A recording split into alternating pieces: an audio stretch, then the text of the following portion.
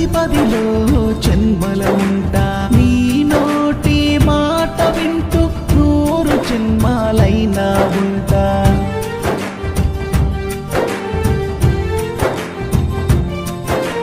నీ కపిని దుస్తులలో దారానై దాగుంటా